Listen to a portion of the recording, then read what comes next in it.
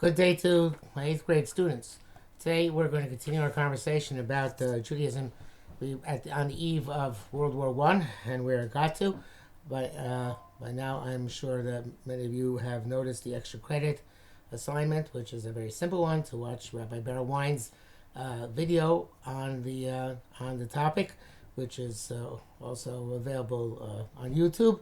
So if you're under the topic of I think it's under the heading of a Jewish documentary. But in any event, much of the ground which we cover here is covered in that video. I did not get my information from that video, just for the record, but rather my information comes from myself, and I'm happy to see that the video confirms much of what I was saying or follows in the same footsteps. So we talked yesterday about Zionism and the reaction to it, and the Mizrahi and the Aguda, and there was one thing which I wanted to clear up, which obviously I left unclear, which I apologize for, which is that in Hungary and those countries in southern Eastern Europe, there were a group called the Neo-Logan. And the Neo-Logan were very similar to what we would say call today conservative. And there was a tremendous battle for the control of Hungary between the Neo-Logan and the Orthodox community. And the Orthodox community in Hungary was much more visceral in their reaction towards the Neo-Logan, and perhaps that's because they had to clarify the difference, which was much less than the difference in Germany between, the Reform, there was no conservative yet in Germany, and the Orthodox, and the difference between in Eastern Europe, the Haskalah movement and the Orthodox. Those are vast differences. But in Hungary, the differences were slight. So therefore, there perhaps was a more vehement opposition to it and to the Neo-Logan. And what I called the Hungarian movement yesterday, and I realize I did not make this clear, and I apologize, was my own term, not for the Neo-Logan, but for the opposition to the Neo-Logan from the Orthodox community. And that was very vehement opposition.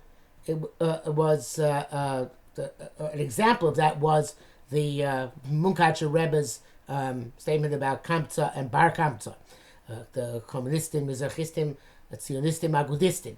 But this response, which was a very, very strong and vehement response, was uniquely perhaps Hungarian, and led again, as you see from the Kamtza statement, to suspicion even of Orthodox groups, which deviated in the slightest from what their perception of Orthodoxy should be. And to this day, you have that type of approach among more reactionary, is the right term for this type of extremism, the Satmar and Hasidim and people of that in that camp. So that sums up basically our tour of Europe. Now I want to just go to England before we go over to America, follow the path of the Mayflower. In England, there was not much Judaism at the time, but to the extent of that it did exist, there were both Sfaradim and Ashkenazim who both had a strong sense of community. They were separate, but they were very strong. And the most famous Sephardi Jew from England, who actually was not alive in the 20th century, but whose influence remains to this day, was he was knighted, Moshe Montefiore. Montefiore, I'm spelling it for you. Sir Moshe Montefiore. And that's Motefiore. And Moshe Montefiore was a very rich man who traveled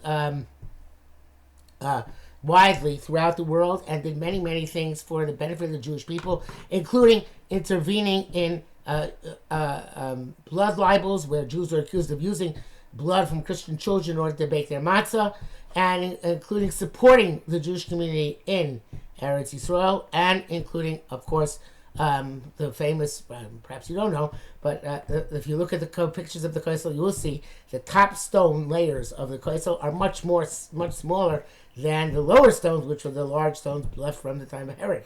And Montefiore is the one who added those stones. Commissioned the additional stones on the top. So Moshe Montefiore was a Sephardi, and he was one of the major leaders of the Sephardic community in England. On the other hand, there was an Ashkenazi community. And Ashkenazi community was mostly German. In other words, there was very similar. In fact, Shlomo Shmulevitch's Rav was a son-in-law, and his Talmud. These are primary rabbanim in England. He was a primary Rav in England, and there was also even Rav Shlomo Shmulevitch himself was once in the running for the chief rabbi of Great Britain. But a lasting impression was not made by the Jews in Great Britain in terms of the contribution to Jewish intellectual history from the time. There were writers in England who wrote movingly about the Jewish condition there, but that's more in the fiction area as opposed to contributing actual substantial trends which we can identify as having an impact to this day. So we're going to move to America. Of course, in the end, we're going to end up making Aliyah to Eretz Yisrael and finishing with the situation in Israel. But let's go first to America. And in America, and this is something which, again, you're supposed to write down things, even if I don't tell you to write them down. But should write down. Beginning the 1880s, there was a large influx, influx. There was a large coming in of Russian Jews into America. Now, before that, in the 1850s or so, there was a large influx of German Jews into the United States, but not on anywhere the same scale. And the German Jews came as the second wave after the Sephardic Jews. The Sephardic Jews were there from much earlier. In 1654, the first Sephardic Jews, the 23 Jews who came from to New Amsterdam and which later became New York, founded the Shearith Israel Synagogue, which lasts till this day. Although their building has changed many times, but their cemetery is still there in Manhattan from the mid 1600s. Later on, there were a bunch of Sephardic schools all over the country, mostly the Sephardic, the Mikveh Israel in Pennsylvania, in Philadelphia, and Beth Elohim in Charleston. Other different places. But the Ashkenazi Jews started coming over in the 1850s. And the Ashkenazim brought with them their reformist tendencies. In other words, the Germans were already subject to reform, and therefore they brought over Reform Judaism with them. And Reform Judaism in America took a very radical turn. Okay? There was a fellow who was probably what we call the Avi Avos HaTumah, and his name was Isaac Meyer Weiss. Isaac Meyer Weiss. Isaac Meyer Weiss was again a Reform rabbi who came to America, and he founded the main rabbinical seminary of the Reform movement in Cincinnati, Ohio, which exists to this day. It's called Hebrew Union College. Okay, Isaac Meyer Weiss, Hebrew Union College. Write that down. And in the 1880s, they came up with a famous statement called the Pittsburgh Platform. And the Pittsburgh Platform was the manifesto of Reform Jews in America, and it was more radical than Reform in Germany. In Germany, never went so far as to put such a manifesto together. But according to the Pittsburgh Platform, there is no Mashiach, there is no Olam Haba, Judaism, there are no Karbanos are a bad thing. Kashrus was rejected. All these things were was great cut off between Reform and or observant Jews. And that time was not called Orthodox, but the observant Jews of America. And so the Pittsburgh Platform, I believe, was in 1885. I should write that down. And then around that time, I don't remember exactly when, there was a famous dinner in Cincinnati in honor of the Hebrew Union College. I think that was the first smicha class. And the dinner was attended by the leading Orthodox Jew of the time. His name was Isaac Lesser. Isaac Lesser, Lesser. And he put out a newspaper. He lived in Philadelphia. He put out a newspaper, the Occidental, which so for supposed to be for the Jews being from the was the Occidental? Maybe was it? I think so. But anyway, whatever the name of the newspaper was, it doesn't matter for us. And he was invited to this dinner. They promised him that it was going to be according to dietary laws.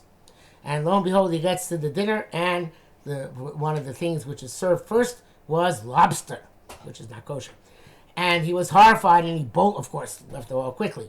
But then this was the first major break between the German Jews, the reformers, who then went on to destroy our notion of Judaism, and the observant Jews. In fact, some Reformed congregations, they no longer exist in that form, but some Reformed congregations, until very recently, kept Shabbos on Sunday. Because if nothing is divine, if everything is man-made, and everything is about culture, why bother keeping it on an inconvenient day like Shabbos? It's a nice thing. Let's keep it on Sunday, just like everybody else. And of course, in all the Reformed temples, there were organs, because organs were nice things which the Christians had. And again, if there's no prohibitions, why not? So, according to the Reform, did away with the entire, again, in America, much more than any place else, did away with all the law structures of Judaism. So the Reformed Jews were here first. In other words, they were solidly entrenched when they came over to the German Jews. Some of the German Jews remained observant, many of them. But many of them, if not most of them, became Reformed. And then they were here early, and then the Russians came about 30 years later. By that time, the Germans had been well established. I want to go back to the Germans a minute. Why was there a big influx of German Jews in the 1850s? First, there was a lot of persecution of Jews during the 1850s. And so some of you might know that some people among us do not say hip, hip, hooray, right? Because some people come and say it comes from HEP. And HEP, the HEP riots in the 1840s were the HAP, was the Russian table for Hieronymus est perdita. And I'm sure I'm pronouncing it wrong, but that Jerusalem is destroyed, and German mobs will go around murdering, torturing and murdering Jews, shouting "hep, hep, hep," from which we may have derived "hip, hip." So write that down. "Hep, hep, hep" may have been the source for "hip, hip, hip," and therefore it would be problematic for us, not halachically, but emotionally. So then, the reason why was they were able to come over, they came over because of persecution and looked for a better life, but the reason why they come over is because steamship travel, which was much, much safer than sailboats, became prevalent in the mid-1800s. And becoming prevalent in the mid-1800s, this form of transportation brought to an influx of immigrants of all kinds to America, more so than the German Jews, the Irish Catholics.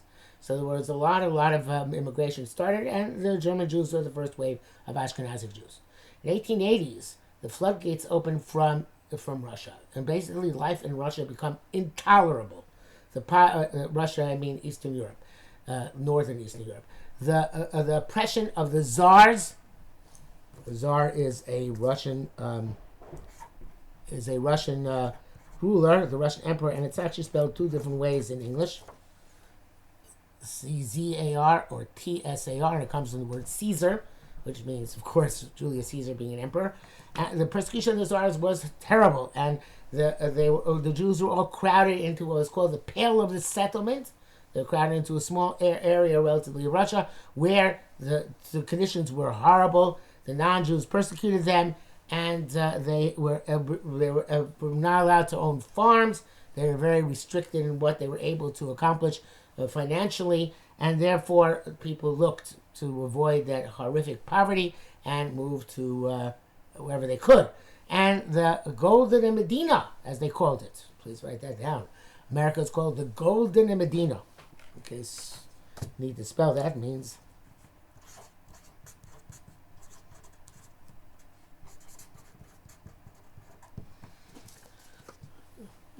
Golden Medina, Goldene, Medina, Medina, means the golden country.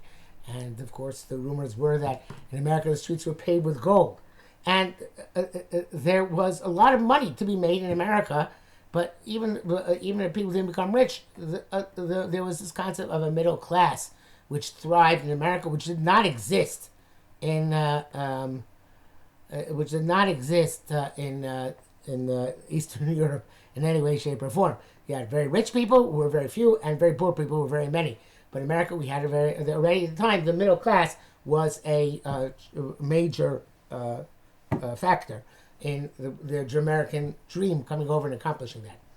And it's as immigrants used to come into America, they sailed past the Statue of Liberty. A lot of Jews came through other ports, some through Galveston in the Gulf of Mexico, and of course other ports on the eastern seaboard, including Savannah and Georgia. But by and large, most immigrants came through New York, and they were past the Statue of Liberty. Statue of Liberty has, as you know, a poem by Emma Lazarus. Emma Lazarus was a Jew of Sephardic descent, who from an earlier wave, who wrote the poem, which is on the Statue of Liberty, which was erected in 1876, and was the says, "Give me your tired, your poor, your huddled masses." Whereas America at that time, still not like today, welcomed immigration as a source of enrichment to our culture and of labor to our industries. So the Americans would come in, the Russians would come in. At first, they were let down in Manhattan, in a place called Castle Garden, which is at the tip of Manhattan. Later, they built Ellis Island, to which most immigrants, those of you who are third-generation Americans, the odds are that your fourth-generation Americans, the odds are your great-grandparents came through Ellis Island, if they came from Russia to get here. And Ellis Island was the main processing point for immigrants, to make sure that they were not sick, and that they had no infectious diseases, and that they had a place to go in America where they would not become reliant on welfare. So these Russian Jews came to America in the late 1800s in masses, and they were not the Talmidei Chachamim. For the most part, Talmidei Chachamim stayed behind in Russia. It's interesting because Talmidei Chachamim, a lot of them were supported. They either married into rich families, they had positions, or they were supported by the community. So Talmidei Chachamim did not feel the same sense of drivenness to come to America. And many who came went back very quickly. There was Rabbi Weinberger, who came in the 1880s and wrote bitterly, maybe 1890s, wrote bitterly about the reality of America, and quickly turned tail and ran back to Europe. So what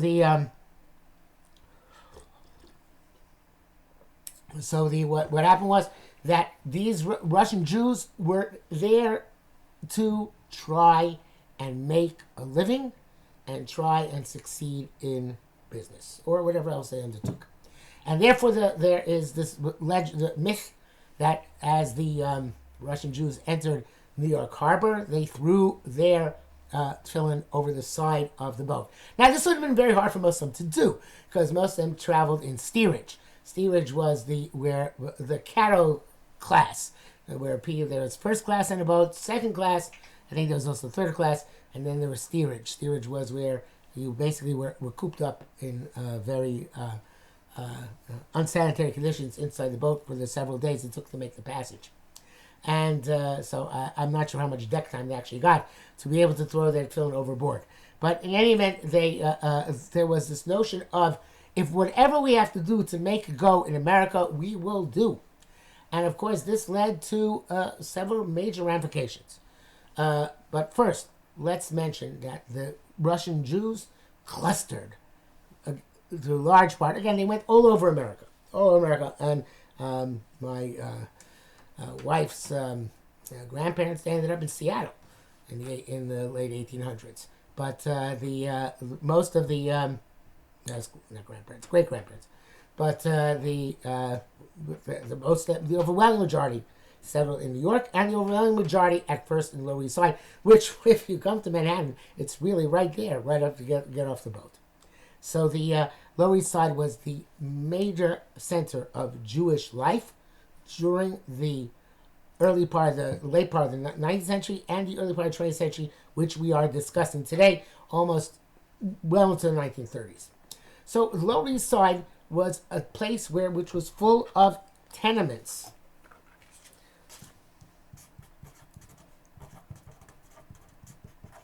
Tenements are what we would call today the slums. Tenements. And one of the interesting features of a tenement was the railroad flat.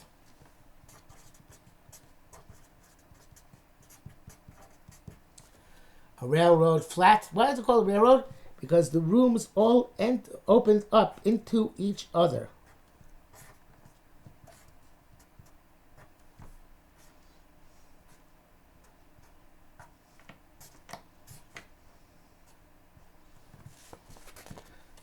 This is your hallway on this side here.